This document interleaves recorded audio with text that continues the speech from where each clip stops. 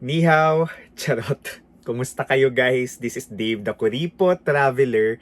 And for today's video, i-share ko sa inyo kung magkano nga ba yung ginastos ko in our 9-day na solo trip in China from Beijing to Shanghai. Yes, solo trip po tayo from Beijing to Shanghai. So the ancient capital of Beijing and the futuristic city of Shanghai. Before ko magpunta, wala talaga akong expectation. Pangarap ko lang talaga, isa sa mga goals ko ay mapuntahan yung Great Wall. And after that, okay na ako. Pangarap kong makumpleto yung 7 Wonders of the World na bahagi yung Great Wall of China na sobrang surreal na experience. Pero guys, after that trip, naisip ko talaga na oh my goodness, this has been one of my best travel experiences ever, yung trip to China. Kailangan mo talaga siyang paghandaan. Kailangan natin mag-research before pumunta doon. Nakakatapang siya, nakakabusog ng puso at isipan. Ang dami kong natutunan. A learning experience. Kasi 'di ba before may preconceived notions tayo about,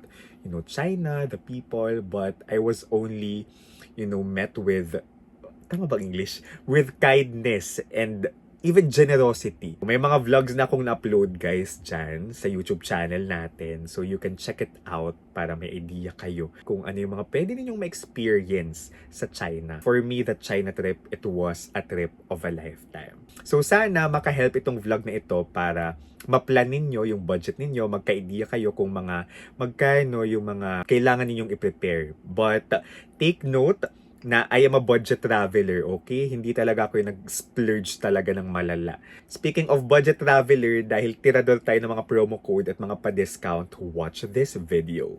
Charing. Kung magbubook kayo ng hotel sa Agoda, you can use my promo code DaveAgoda, capital letters yan, and make sure to redeem on Agoda mobile app. Punta lang kayo sa deals page sa baba para maka 10% off kayo. Alam nyo bang pwede rin kayo mag-book ng activities and tours sa Agoda? Use my promo code KuripotaGoda for 5% off. I-click nyo na lang din yung link sa comment section to redeem. Yung Klook code naman natin na Dave Gino Klook, one-time redemption na lang siya. So kung wala na kayong ma-redeem, you can explore Agoda. Iko-comment ko na lang din yung link kung saan nyo mariredeem yung mga promo code, especially for Agoda kasi medyo complicated siya. Kailangan nyo talaga ng mobile application ng Agoda. Mag-download kayo guys. You can just simply click the link sa comment section and make sure lang na naka-login kayo sa inyong Agoda mobile application. Para maka-discount naman kayo sa hotel ninyo, pati mga travel activities, items, or tours. Yung China guys, it's cheaper versus I expected.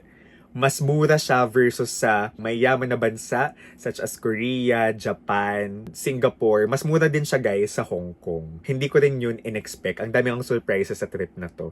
So, i-drill down ko, i-breakdown ko yung naging expenses natin in this trip. First guys ay ang ating visa. So required para makapasok tayo sa China. Nasa 2,898 pesos yung binayaran ko. So it was my first time applying for a Chinese visa and then single entry.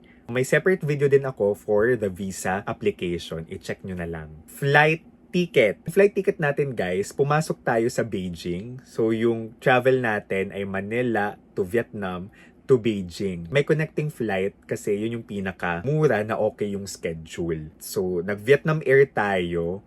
Mahal-mahal siya. So, itong travel na ito ay first to second week of January. Flight ticket natin sa Vietnam Airlines, nasa 13,635 pesos. Exit naman natin ay Shanghai. So, yung Shanghai to Manila natin ay nasa 3,554 pesos na nabook ko during seat sale. Kaya ganun siya kamura. For travel tax, nasa 1,620 pesos na binayaran ko na sa airport. Total flight and tax natin ay nasa 18,809 pesos. Mahal-mahal siya guys. Ayun. So make sure na lang talaga makapag-abang kayo ng mga seat sale, ganun. Or feeling ko sa travel period ko medyo peak season. Basta after New Year ito eh. So that was winter. For our accommodation naman na nabook natin sa Agoda, i-comment ko yung link sa baba, okay? Sa comment section. Kung mahirapan kayo ma-redeem yung promo code, i-chat nyo na lang din ako, okay? You can follow me on Instagram. Yung total accommodation natin, as in 8 nights po ito, so 5 nights in Beijing and 3 nights in Shanghai ay nasa 18,863 pesos. Accommodation natin sa Beijing, it's called cold talaga. It's called Jinjiang Inn, Wangfujing. 5 nights po natin doon ay nasa 15,362 pesos. So around 3,000 per night. Sobrang ganda ng location nito, guys. Pagkalabas natin, ilang tumbling na lang, as in mga 1 to 2 minute walk. Nasa ano na tayo? Wangfujing Street. So that is the premier na pedestrian shopping street in Beijing. Tapat lang ng bus stop and then walking distance lang din to subway station. Kung magbubook kayo ng hotel, guys, make sure na malapit lang din sa transportation system. It was a room for 2. Yung Shanghai naman natin, guys, so private room yung Beijing natin. Yung Shanghai naman natin na 3 nights, I stayed in a hostel. Alright? It's called High Cozy Youth Hostel, East Nanjing Road. So, sa isang room, may ka-share ako na isang stranger. May iba naman na more than 4 or mga 6 or 8. So, depende sa rooms. Nilagay ko yung sarili ko sa room for 2. Nasa 1,000 lang ito per night. So, yung total natin, guys, ay nasa 3,501 pesos. 'Di ba? Pwede tayong makapag-book ng ganito kamurang accommodation sa China. So may mga nagko-comment nga na even sa other cities in China, mas mura din yung accommodation. May ka-share tayo ng room and naging friend naman natin. This is what I love about hostels kasi may nagiging friend din tayo. Take note, guys, when applying for Chinese visa, required mag-submit ng flight ticket and at the same time yung accommodation booking natin. So you can opt to book on Agoda kasi may free cancellation naman. Kung hindi man tayo matuloy, at least pwedeng makancel. Pero sana naman matuloy kayo. Manifesting na makapag-China rin kayo. Pangarap nyo ba mag-China, guys? Comment down below. From Beijing to Shanghai, malayo siya. Pwedeng actually i-flight, pwede rin i-bullet train. So nag-bullet train tayo, guys, na nabook ko sa Klook. 6,080 pesos. Mahal-mahal siya, guys. May mas murang options naman, pero kasi yung binook ko, guys, ito yung nasa 4 hours and 32 minute na ride. The best bullet train na nasakyan ko. So, nabook natin ito sa Klook. Again, you can use my promo code DaveGinoKlook para maka-discount kayo. Pero guys, yung promo code natin sa Klook, one-time redemption na lang siya. So, you can explore Agoda naman. So, i-comment ko yung link sa baba ng bullet train na nabook natin. Isa pang nabook natin sa Klook ay yung eSIM. eSIM is important para stay connected tayo, may internet tayo. Make sure na compatible yung cellphone ninyo sa eSIM. You can check naman, may mga details. Iko-comment ko na lang din yung link ng eSIM sa baba so that you can check the details. Yung nabook natin na eSIM ay 1,636 pesos. And ito yung important. Kasi yung nabook nating eSIM, hindi na natin kailangan mag-install ng VPN. Most of the time, ang default talaga, kailangan natin mag-install ng VPN pag pupunta tayo ng China kasi may social networking sites, apps, or websites na binablock yung China. Tinatawag nila itong Great Firewall.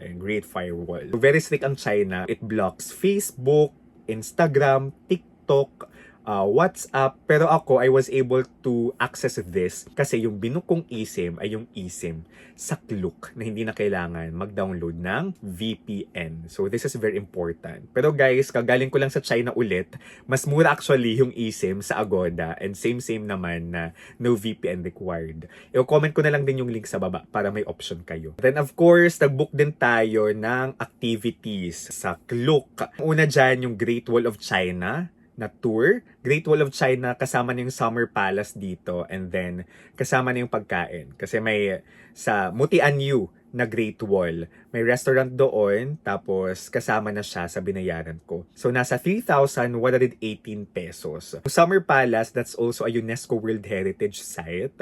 The best preserved imperial garden in the world. Of course, yung Great Wall of China, di na niya kailangan ng introduction. It's the Great Wall of China. First day pa lang, ginawa ko na siya. Tapos feeling ko nun pwede na ako makauwi.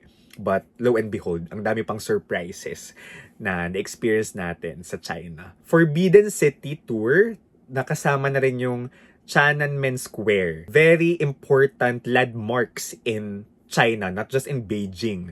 So yung Forbidden City, so that's the imperial palace of, the emperors of China. Forbidden kasi literal na kung commoner ka, bawal ka pumasok doon kasi papatayin ka. during the imperial period of China, okay? And Tiananmen Square, that's the political heart of China din. So, nasa 1,700 pesos yung booking natin for this tour. As in, dalawa na sila, tuhog na. Nag-Jingshan Park tayo, like twice. 34 pesos lang yung entrance. Dalawang beses ako pumasok. Yung first pasok ko doon, after ng Forbidden City, paggabi na. So, medyo madilim na. Yung second pasok ko doon, umaga na. Para at least kita ko yung... Kasi may overlooking view siya ng Forbidden City na sobrang ganda. So, imagine, yung entrance dito nasa 17 pesos lang. Then, for Water Town Tour, nagpunta tayo sa isang water town. Zhujiajiao. Kung tamang pronunciation ko, guys. Nasa 2,914 pesos yung binayaran natin. Tapos, actually, kasama sa tour na ito, sa umaga, yung U Garden, Old Town, and then kasama na sa binayaran natin yung lunch. So, all-in na to, transportation, similar sa Great Wall of China na all-in na rin. Yung Water Town Tour na yon ay sa Shanghai yun na. Mas experience ang Shanghai Disneyland. We paid 4,291 pesos. Ang lahat ng ito ay nabook natin sa Klook. So, may vlogs ako on this tours. Ang total natin for activities ay 12,057 pesos. Grabe no, activities pa lang 12,000 na. Pero kasi I felt na ito yung mga tours or activities na hindi ko dapat ma-miss out. Especially, it was my first time visiting China. Nasa comment section din yung links. Alright, ng mga activities, tours na ito. Food. For food, yung total natin guys ay nasa 6,823 pesos. Ayun. Actually, mura nga yung pagkain sa China, guys, as long as marunong tayong mamili. Depende naman kung ano yung type natin. Baka naman tayong gusto ng high-end talaga. Pero ako, nandun ako sa mga katamtaman lang, 'di ba? Pero masarap na food. Kasi sa China, kahit hindi high-end yung restaurant, kahit yung mga local eateries lang talaga, masarap. Yung mga noodles, na makikita mo lang sa tabi, local eateries. Pero ang sarap. Sobrang surreal for me na makakain sa Peking Duck na restaurant. Half Peking Duck na kinain natin guys ay nasa 1,462 pesos lang. So in-expect ko mas mahal. So medyo mahal ito for my standard na mag-isa lang ako. Pero compared to other Peking Duck, 'di ba, na experience, mura na to. And then nakakain tayo ng Michelin Guide Michelin recognized na noodles, part siya ng Michelin Guide sa Beijing, nasa 323 pesos lang. Or even 8 noodles, super simple na noodles, na nasa 111 pesos lang sa Beijing. May sikat din na pork buns and noodles sa Shanghai, na best meal ko sa Shanghai, 288 pesos lang yung binayaran natin sa pork bun plus yung noodles. Yang fried dumplings. May vlogs naman ako dyan. You can check it out. And then in terms of water, sa Beijing, since may water provided yung hotel natin, lagi ako nagbibit-bit ng water para makatipid na rin. Kasi hindi din uso doon yung service water, guys. Mura-mura yung pagkain. May mga kakanin doon na 20 plus pesos. Okay mag-food trip sa China kasi hindi naman tatagain yung bulsa natin. Mga mahal kong nakain guys ay nasa Disneyland. Yung lunch ko sa Disneyland nasa 932 pesos. Tapos yung dinner ko nasa 847 pesos. Pero the rest ay okay naman. Pinakamahal kong nakain syempre yung Peking Duck. Pero sumunod yung mga Disneyland meals. Finally, yung local transportation na sobrang efficient, convenient, at mura. Given na sobrang quality ng transportation system nila, ang mura nito. So imagine yung metro ay nasa around 25 to 26 pesos lang yung usual kong binabayaran. Syempre, depende din sa distance. Pero yun yung majority kong binayaran. Nasa 25 or 27 pesos. Nasa ganong range. And imagine yung ride natin papuntang Disneyland from East Nanjing Road, 40 plus pesos. Tapos to the airport, na around 1 hour din, ay nasa 60 plus pesos lang. Ganun kamura yung public transportation doon. Nagdidi din tayo guys, yung ride-hailing app nila. So similar siya sa Uber, sa Grab. Yung total natin ay nasa 1,504 pesos. 5 rides na ito. Okay, 5 rides. So imagine yung average na ay nasa 300 pesos lang. From the airport sa Beijing to the hotel, hindi naman tayo inabot ng 1,000 doon. May ferry din actually sa Shanghai na nasa 17 pesos lang. Para na rin tayo nakapag-cruise. Crowded lang. Pero ang gandang experience. Imagine 17 pesos for a ferry. For transportation, for food, yung ginamit talaga natin doon guys ay Alipay. So make sure meron kayong Alipay na app. Make sure to download it before kayo magpunta sa China. Pilipinas pa lang, i-download nyo na, mag-register na kayo, set up nyo na yung Alipay ninyo para hindi kayo magka-aberya. Yan yung ginamit natin sa restaurant, sa scan na lang dyan, pati din sa local transportation. Pero sa transportation guys, sa mga subway, pwede rin actually yung, natay ko yung Visa card or Mastercard. So, ginamit ko yung Maribank ko. May mga shops naman or stores na pwedeng hindi Alipay yung gamitin ninyo. Pwedeng card. So ako, gamit na gamit ko yung Maribank. Kasi ang ganda din ng conversion, guys. Nakaka-cashback tayo. Kung mag-i-install kayo ng Maribank, guys, you can use my referral code. Ito, para maka 150 pesos welcome gift kayo if you will install and register sa Maribank. For navigation naman, yung ginagamit natin ay Apple Maps. And kung wala kayong, Apple Maps, pwede ring A-Map. Yan yung napanood ko sa mga vlogs. So, ang total expenses natin for our 9 days and 8 nights na solo trip in Beijing and China ay nasa 69,200 pesos. Yes, hindi ako maabot ng 6 digits. Pwede pa kayo makamura guys if mura yung mabook ninyong flight ticket or kung lesser yung days ninyo. Pero for me, as a first timer, sapat na sa akin yung naging number of days natin in China. So, it's a country na babalik-balikan ko rin talaga. That travel, it was an education to me as well. Lumawak talaga yung perspectives ko. Maraming nagko-comment din sa akin, 'di ba, sa Facebook, bakit ako nasa China, hindi ba tayo galit sa China? Inaagaw nila yung mga, kalupaan natin. Na-experience natin yung pambubuli. Of course, I had that hesitation na mag-travel to China. Pero we can still stay firm with our principles. And at the same time, learn history, the culture of other countries like China. And dito din natin mas nakikilala yung mga tao, yung mga locals on the ground. Nababasag din yung mga preconceived notions natin about them. Guys, I hope naka-help itong vlog na ito, okay? Kung nagplaplano kayong bumiyahe or mag-travel sa China. You can follow me on my social media accounts, sharing. Facebook, The Kuripot Traveler, Instagram, Dave Gino, pangalan ko lang din, pati TikTok. Mas real-time po ako mag-upload doon. In fact, kata-travel lang natin sa Shanghai this June, last week. And may mga na-upload na ako doon. Siguro yung YouTube vlogs, matagal ko pang ma-upload. Kasi hindi pa nga ako nakapag-upload ng New York vlog. Travel tayo doon nung February. So, pasensya na kasi may full-time work din tayo, guys. Hinifilm ko itong vlog na ito after my 9 to 6 na job. So, this is just me documenting my experiences like on YouTube. Pasensya na sa mga late uploads. Hirap pagsabayan. Yun guys, this is Dave, the Kuripot Traveler. Let's live our best lives. Bye-bye! Charing.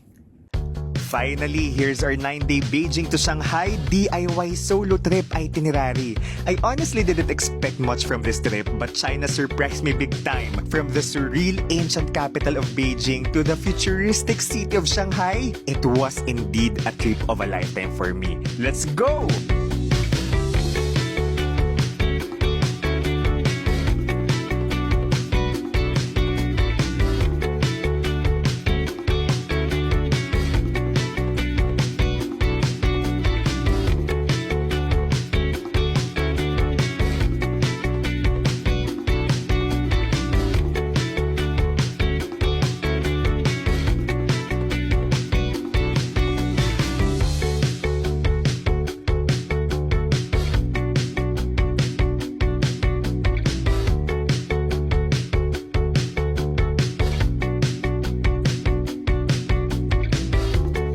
Nasa bucket list niyo rin ba ang China, guys? If you will book your hotel on Agoda, you can use my promo code DAVEAGODA, capital letters, and make sure to redeem on Agoda mobile app for 10% off. For activities on Agoda, you can use my promo code KURIPOTAGODA for 5% off. You can also just simply click the links in the caption or comments to redeem this. We still have a promo code on Klook, Dave Gino Klook, for your tours and hotels. Hope this helps!